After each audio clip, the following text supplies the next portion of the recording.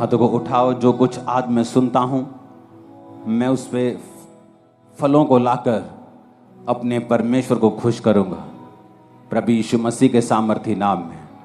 जोर से तारीफ करो जितने हाथों में ताकत है, जोर से। लूका 6 उसकी 12 और 13 आयत को हम पढ़ेंगे।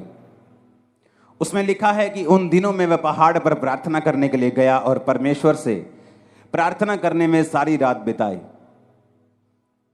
जब दिन हुआ तो उसने अपने चेलों को बुलाकर उनमें से 12 चुन लिए और उनको प्रेरित कहा।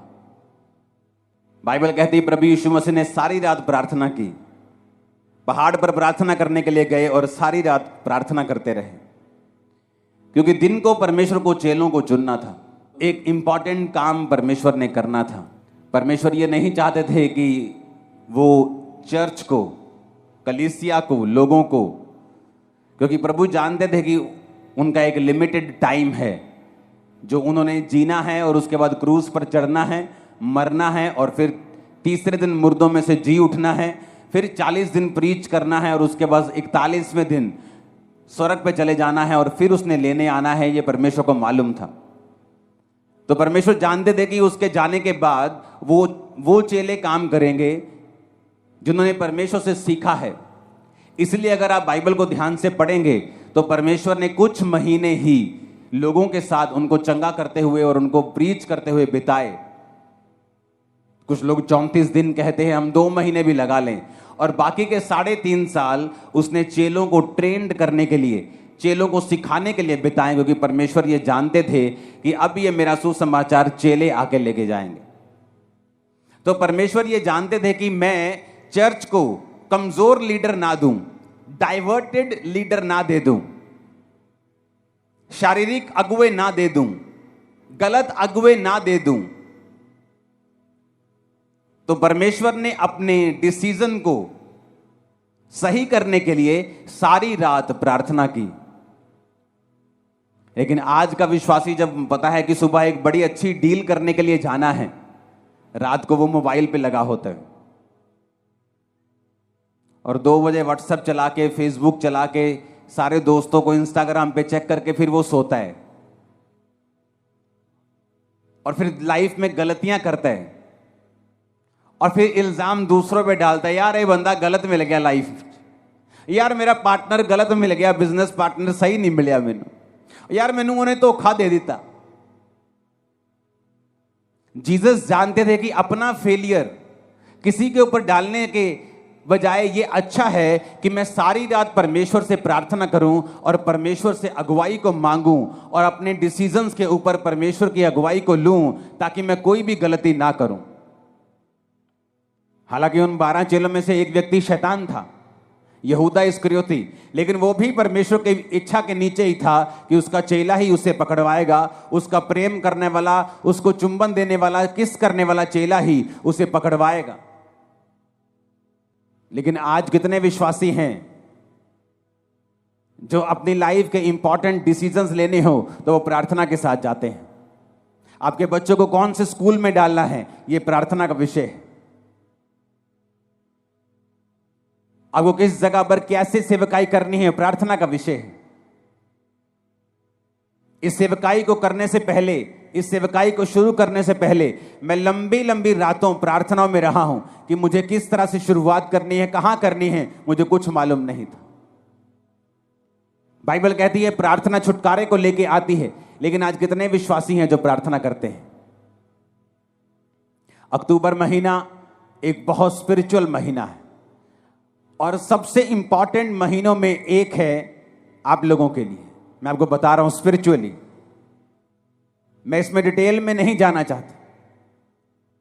लोग जादू और टोनों के नीचे रहते हैं इन महीनों में,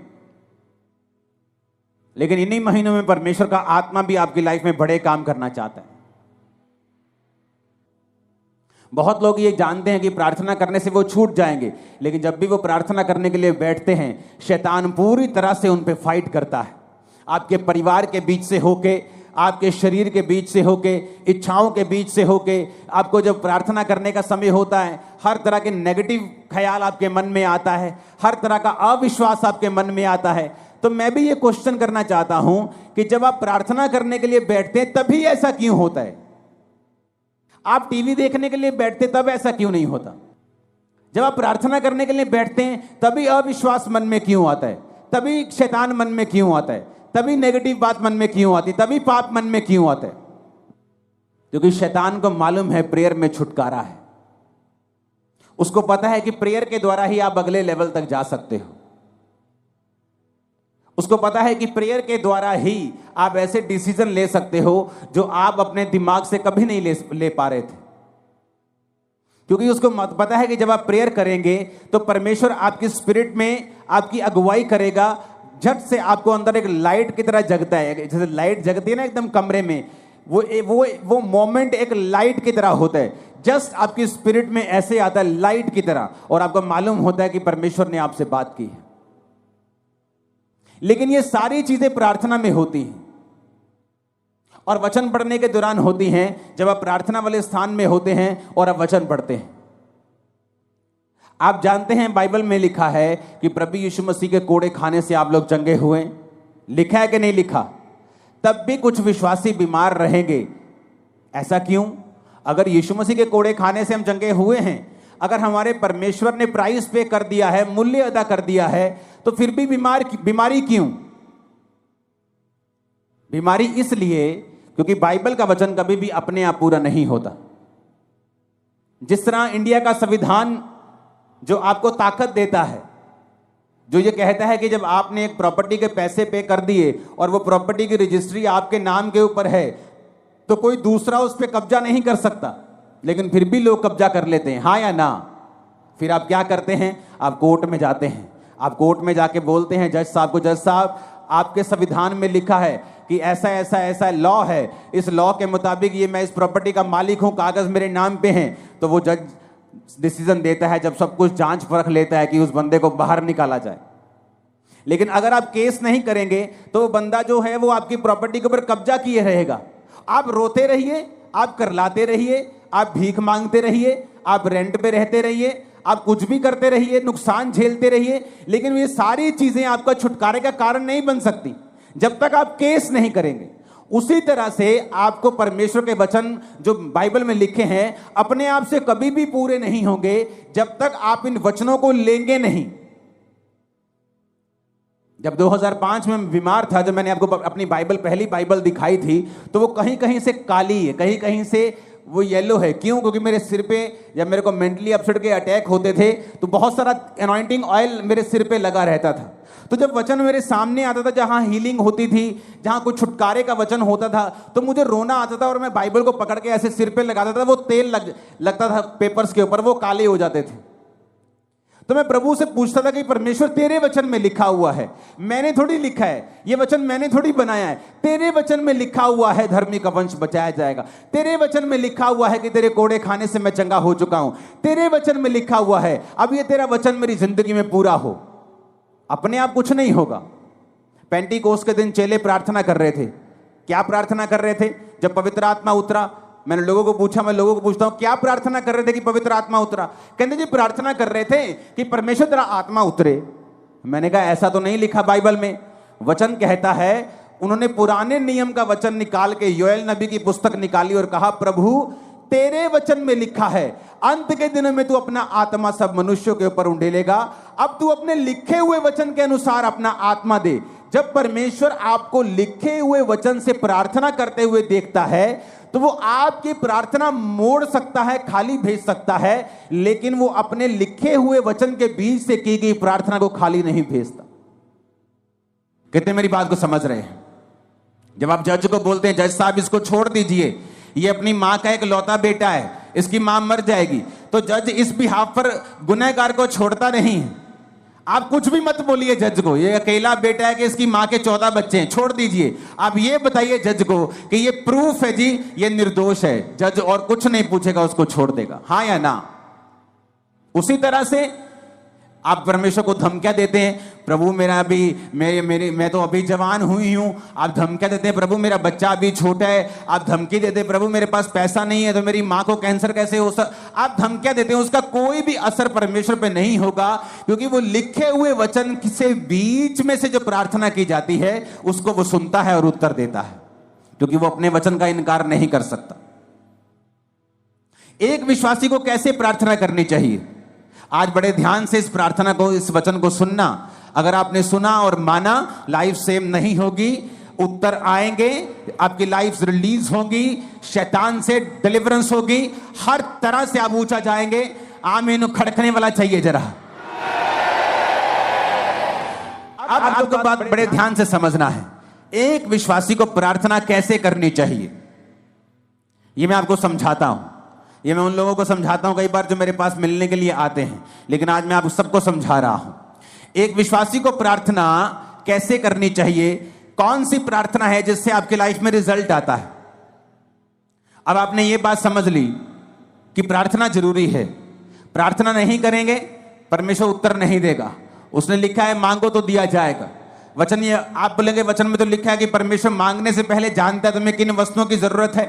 हाँ, वो जानता है तुम्हें किन वस्तुओं की जरूरत है, लेकिन देता तभी है जब तुम मांगते हो, क्योंकि वो अपने वचन को पूरा करता है। मांगो तो दिया, ढूंढो तो तुम, खटखटाओ तो तुम्हारे लिए खोला जाएगा।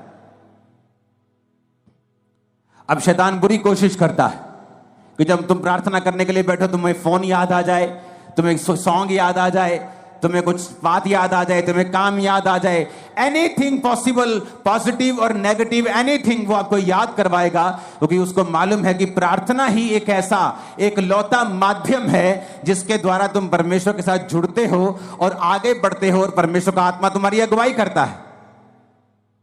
जो मैंने अपनी मसीह लाइफ में देखा है, मैं आपको उस एक्सपीरियंस से और वचन से आपको बताता हूं प्रार्थना कैसे करनी चाहिए। आपको दिन में सुबह प्रार्थना करनी चाहिए, आपकी पर्सनल प्रेयर, जिसमें आप सिर्फ अपने लिए, अपने परिवार के लिए, अपने काम के लिए, अगर आप पास्टर हैं तो अपनी सेवकाई के लिए आप प्रार्थना करते हैं।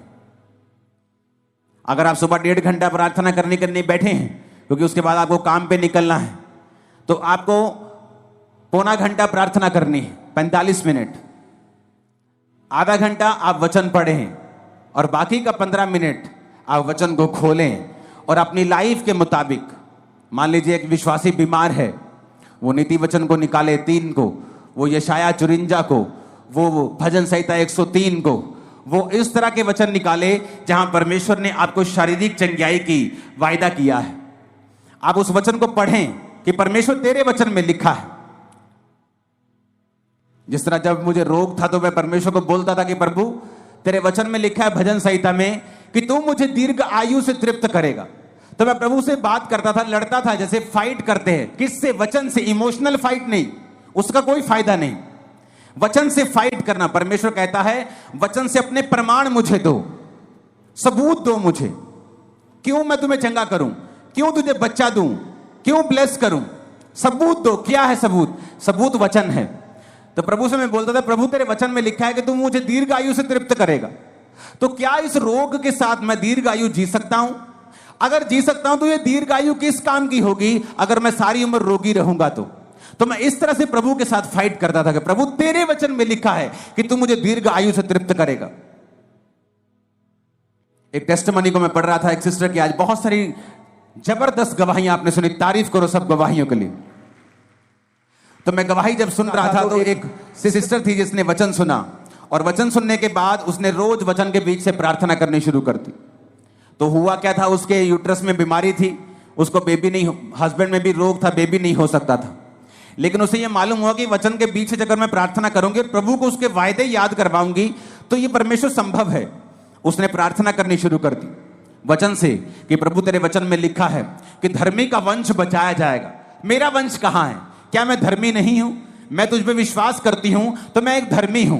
प्रभु तेरे वचन में लिखा हुआ है कि तू बांझ को घर में लड़कों का आनंद करने वाली माता बनाता है। प्रभु तेरे वचन में लिखा हुआ है कि तू हमें फलवंत करेगा। प्रभु तूने आदम को कहा था be fruitful and be multiply. बिना बच्चे के मैं मल्टीप्लाई कैसे हो सकती हूं? तो उसने रोज क्या किया, वचन के बीच से प्रभु को प्रार्थना करनी शुरू कर दी। 2-3-4 साल कुछ नहीं हुआ, कोई फर्क नहीं, लेकिन उसकी बॉडी थोड़ी अच्छी हो गई, लाइफ अच्छी हो गई, वो चलती रही चलती रही चलती रही। उसको शायद पीरियड भी नहीं आते थे, पता नहीं चलता था कि बेबी प्रेगनेंसी है कि नहीं है, क्योंकि बहुत सारी कॉम्प्लिकेशंस थी।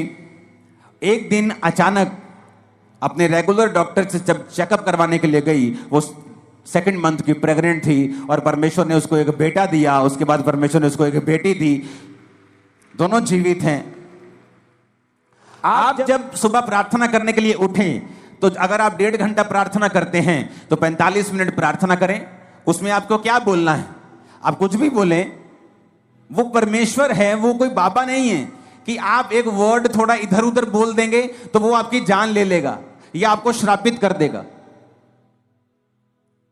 एक छोटा बच्चा जब अपनी मां के पास आता है और 1 साल का होता है और बोलता नहीं पूरा, या मामा मामा जा जा ऐसे करता है, तो उसकी मां उस गुस्सा नहीं करती।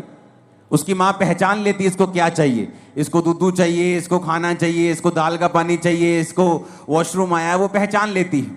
आपका पिता भी ऐसा है, आपका हेवनली फादर भी ऐसा है। जब आप 45 मिनट प्रार्थना में बैठेंगे तो उसका थैंक्स करें, उसकी वर्शिप करें, उसको शुक्र कहें, सब बातों के लिए उसका थैंक्स करें, आप उसके साथ बात करें। वो आपका पिता है, वो बाबा नहीं कि आपको मार देगा।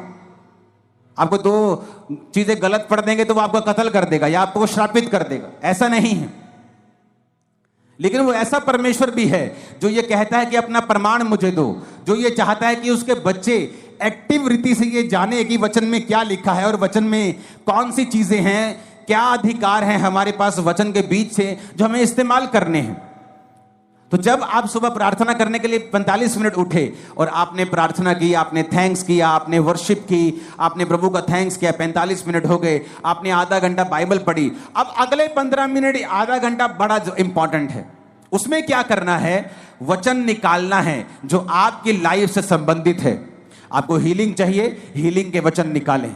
आपको बच्चा चाहिए, उस बच्चे के वचन निकालें। जहां परमेश्वर ने आपको वंश आशीषित करने का आपको वायदा किया है, परमेश्वर ने कहा वो व्यक्ति जो परमेश्वर की इच्छाओं पर चलेगा और उससे उसका डर मानेगा, परमेश्वर उसको उसी मार्ग पे चलाएगा जिससे वो प्रसन्न होता है, उसका वंश पृथ्वी पर पराक्रमी होगा। तो परमेश्वर कहते तुम्हारे बच्चे जो होंगे पृथ्वी के ऊपर पराक्रमी होंगे, बड़े बड़े काम करने वाले होंगे, डरपोक बच्चे नहीं होंगे। तो आप इस वचन का फायदा उठा सकते हो। अगर आपके बच्चे डरपोक है तो, अगर आपके बच्चे अनसक्सेसफुल है तो, कम पढ़ते हैं तो, समझ नहीं आती कि प्रभु तेरे वचन में लिखा है कि तेरा वंश पृथ्वी के ऊपर पराक्रमी होगा, मेरे बच्चों को पराक्रमी बना, मेरे बच्चों को एक्सीलेंट बना, मेरे बच्चों को ब्लेस कर। हर एक चीज के लिए बाइबल में परमेश्वर का वायदा है, वचन है। आप अपने मोहल्ले में क्रिश्चियन हैं, आप एक छोटा मोटा बिजनेस करते हैं, आप अगर वचन को जानते होंगे, आप उस वचन को निकाल लेंगे। प्रभु तेरे वचन में लिखा है, तूने कहा है कि तू मुझे सब जातियों से श्रेष्ठ करेगा, सब दूसरी जातियां, अन्य जातियों से तू मुझे श्रेष्ठ करेगा। प्रभु मैं प्रार्थना करता हूं, मैं अपने टाइट को भी बोता हूं, मैं आज प्रार्थना करता हूं, मुझे सबसे श्रेष्ठ बनना है, मुझे बेस्ट बनना है अपने बिजनेस में, अपनी लाइफ में मुझे बेस्ट चाहिए। आप बेस्ट होंगे अगले 7 सालों के अंदर। लेकिन क्या आपने वो मांगा? नहीं, आपने मांगा नहीं। आप चाहते हैं, हो आप विश करते हैं प्रभु मुझे हील कर दे। आप जीनी के पास नहीं है कि आपने रगड़ा और जीनी निकला और आपने कहा क्या चाहिए, उसने कहा क्या चाहिए, आपने कहा मुझे चंगा कर दो। परमेश्वर कहता मांगो तो दिया जाएगा, अपने प्रमाण दो, अपना मुकदमा लड़ो। आज लोगों को इतना भी मालूम नहीं है कि जो उन्हें चाहिए बाइबल में कहां लिखा है। कुछ का बहाना है वो तो अनपढ़ है। आज अगर तुम्हारी बहन वेस्टर्न यूनियन में 10,000 रुपए भेज दे इंग्लिश में लिख के, तुम भाई साहब 15 मिनट में पैसे निकाल के ले आओगे।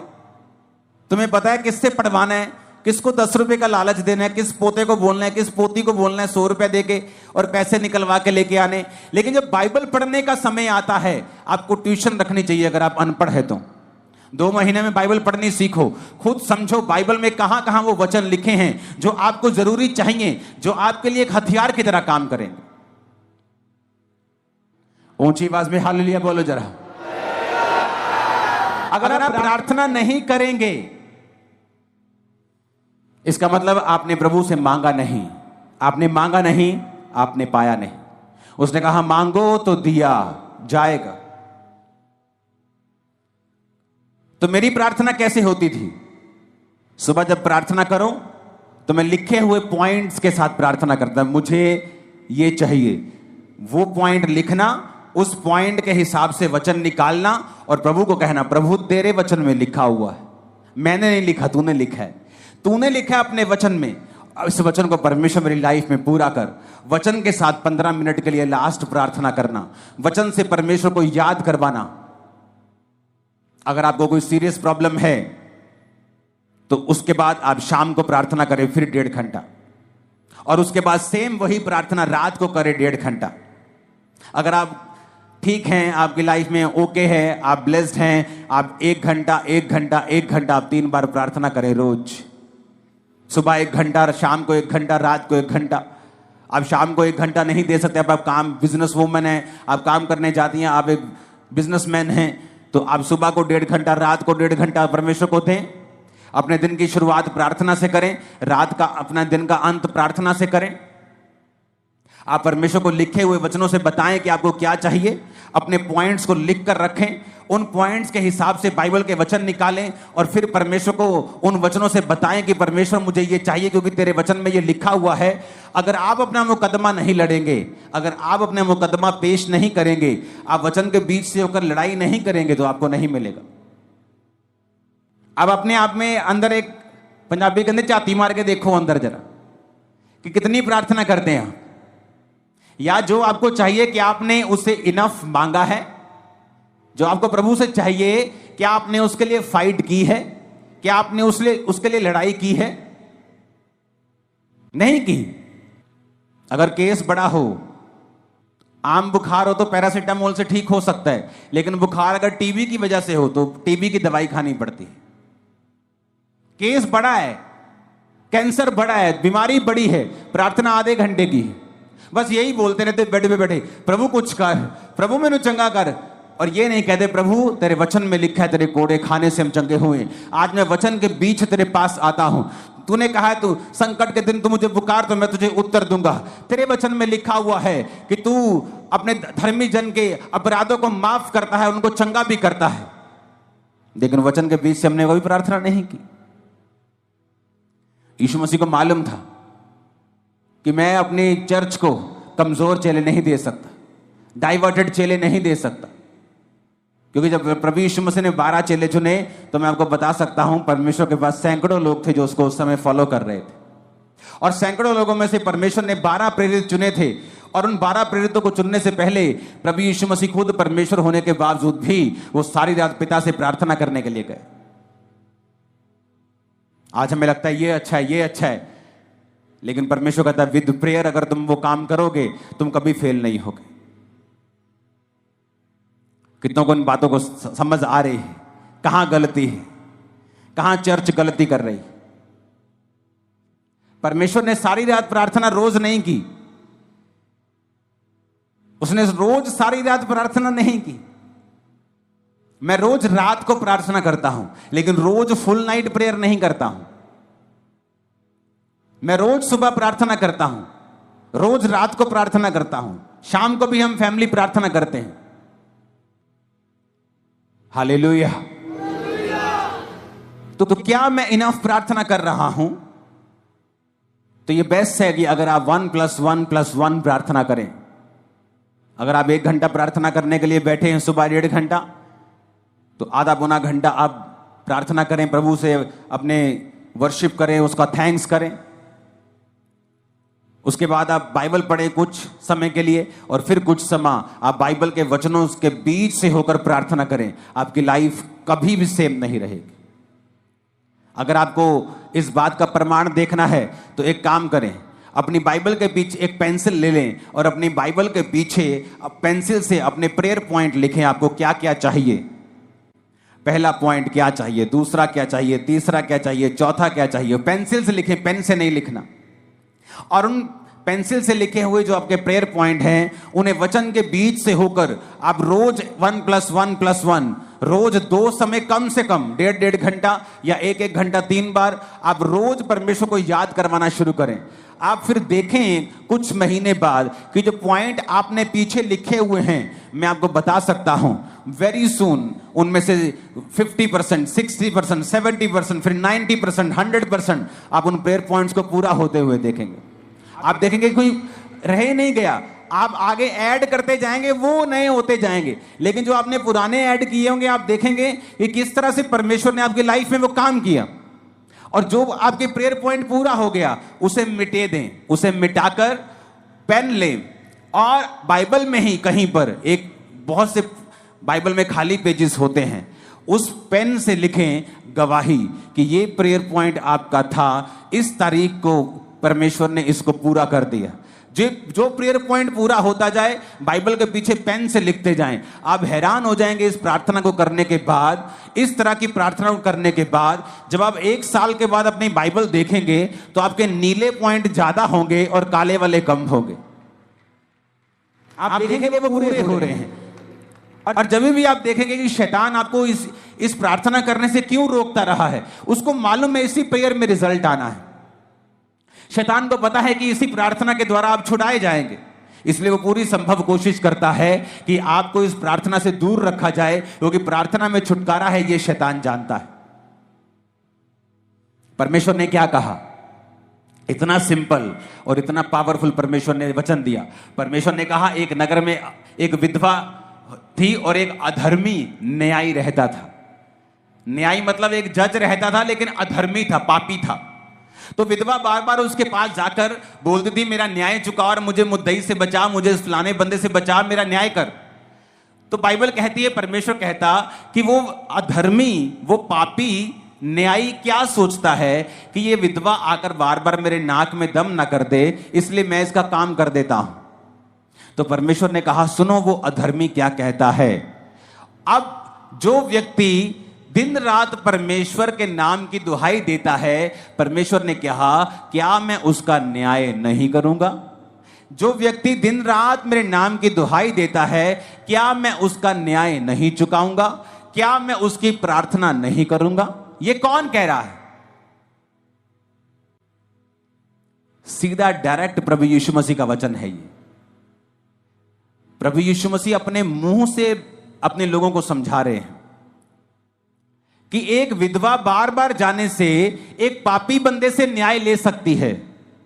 तो प्रभु कहता है कि अगर तुम मेरे पास दिन और रात मेरे नाम की दुहाई दोगे, मैं तुम्हारा न्याय क्यों नहीं करूंगा?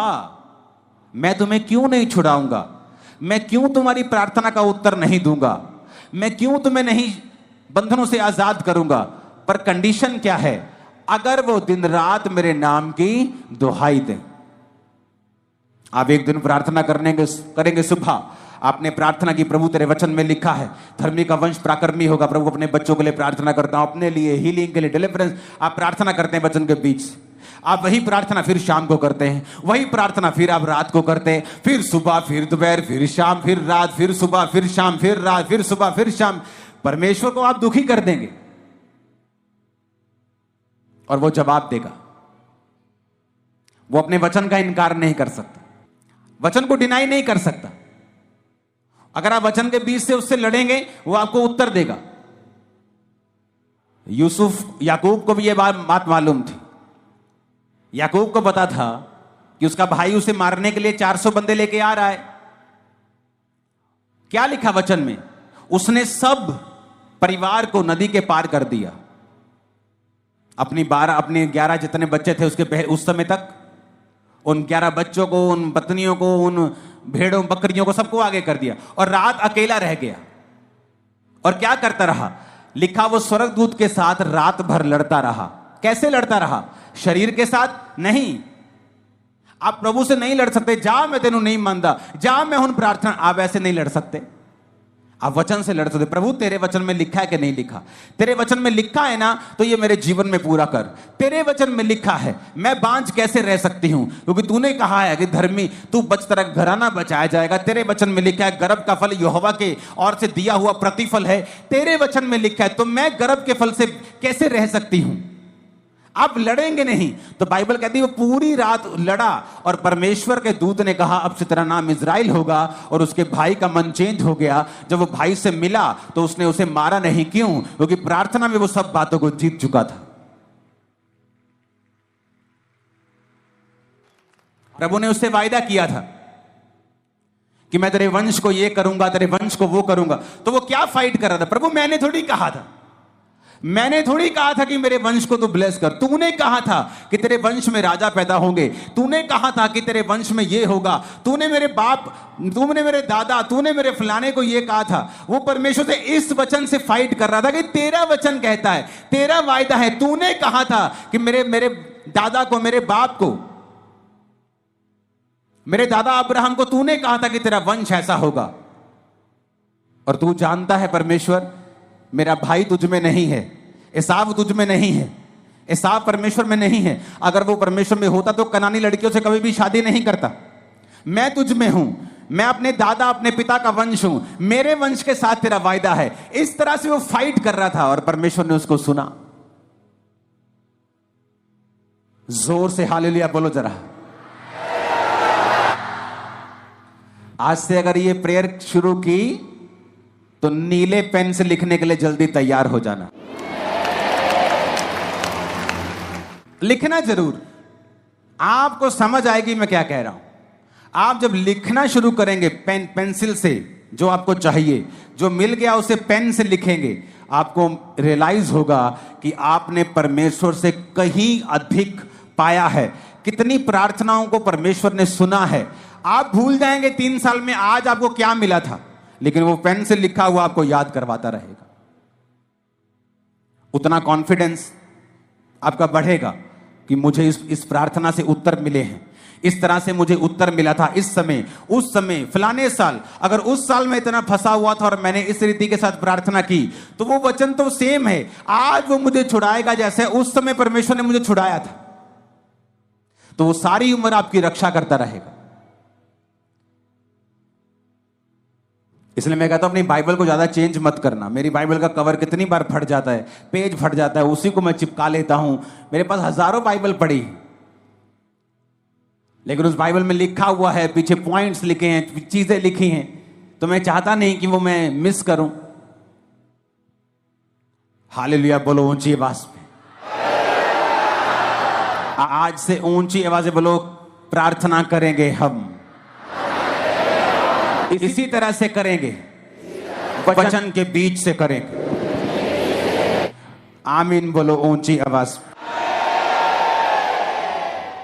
ये अक्टूबर स्पिरिचुअल मंथ होगा, फाइट का, जीतने का, डिलीवरेंस का, आशीष का, फाइनेंशियल ब्लेसिंग का भी होगा।